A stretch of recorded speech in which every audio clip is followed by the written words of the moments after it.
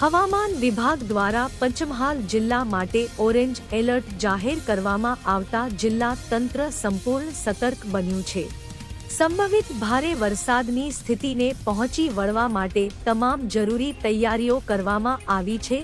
જિલ્લામાંની 2 team અને ની 1 team તૈનાત કરવામાં આવી છે। જરૂરિયાત જણાય તો નીચાણવાળા વિસ્તારોમાં રહેતા લોકોને સુરક્ષિત સ્થળે સ્થળાંતર કરવાની કામગીરી હાથ ધરવામાં આવશે। ઇમરજન્સી ઓપરેશન સેન્ટર ખાતે 24 કલાક વર્ગ 1 અને વર્ગ 2 ના અધિકારીઓની ફરજ ગોઠવવામાં આવી છે। જિલ્લા કલેક્ટર અજય દહિયાએ નાગરિકોને વહેતા પાણીમાં વાહન ન ચલાવવા તેમજ બિનજરૂરી બહાર ન નીકળવાની અપીલ કરી છે। પંચમહાલ જિલ્લામાં હવામાન ખાતા દ્વારા ઓરેન્જ એલર્ટ જાહેર કરવામાં આવ્યું છે। જે ફોરકાસ્ટ છે એ પ્રમાણે આજે રાતથી શનિવાર સવાર સુધી ભારેથી અતિ ભારે વરસાદ પડવાની શક્યતા છે।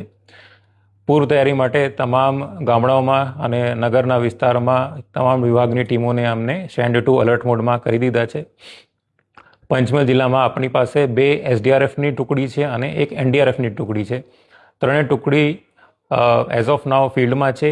જે લો લાઇંગ એરિયા છે જ્યાં પાણી ભરાવાની શક્યતા છે, સંભાવના છે, આવા વિસ્તારોની મુલાકાત લઈ રહી છે અને સૂચન પ્રમાણે જરૂરિયાત પ્રમાણે આવા લોકોને અમે એડવાન્સમાં પણ ખસેડવાના છીએ, જેથી રાતે અગર ભારે વરસાદ પડે તો પછી રેસ્ક્યુ ઓપરેશનમાં તકલીફમાં ના પડે। એ સિવાય જે જિલ્લાના એમરજન્સી ઓપરેશન સેન્ટર છે એની ઉપર રાઉન્ડ ધી ક્લોક 24 કલાક વર્ગ 1 અને વર્ગ 2ના અધિકારીની નિમણૂક કરવામાં આવી છે। તમામ તાલુકાની અંદર વર્ગ 1ના અધિકારી જે છે એ હાજર રહેશે, જે સ્થાનિક પરિસ્થિતિ છે એના ઉપર નિગરાની રાખશે। કોઈ પણ એવી ઘટના બને એને ઇમિડિયેટલી એના ઉપર રિસ્પોન્ડ કરશે। પોલીસ ડિપાર્ટમેન્ટ, પંચાયત ડિપાર્ટમેન્ટ, નગરપાલિકા, આરએનબી તમામ ડિપાર્ટમેન્ટ જે છે એ હાઈ એલર્ટ ઉપર છે।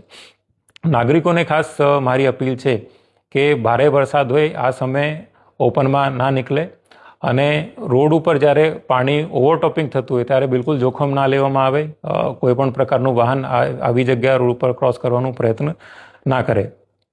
વિશેષ માહિતી પાવાગઢ માટે અમે એવું નક્કી કર્યું છે, આવતીકાલ અગર સવારે ભારે વરસાદ ચાલુ હશે તો સ્થાનિક જે તંત્ર છે એમને અમને સૂચના આપી છે કે અમારું જાહેરનામું તો સવારે 4 વાગ્યા સુધીનું છે, પરંતુ ભારે વરસાદ ચાલુ હોય તો પછી જે સ્ટેર છે જે છે એનું કમ્પ્લીટ જે સ્ટેર છે એને બંધ કરી દેશે અને જ્યારે સેફ લાગે કે પરિસ્થિતિ સામાન્ય થઈ ગઈ છે તો જ એને ચાલુ કરવામાં આવશે।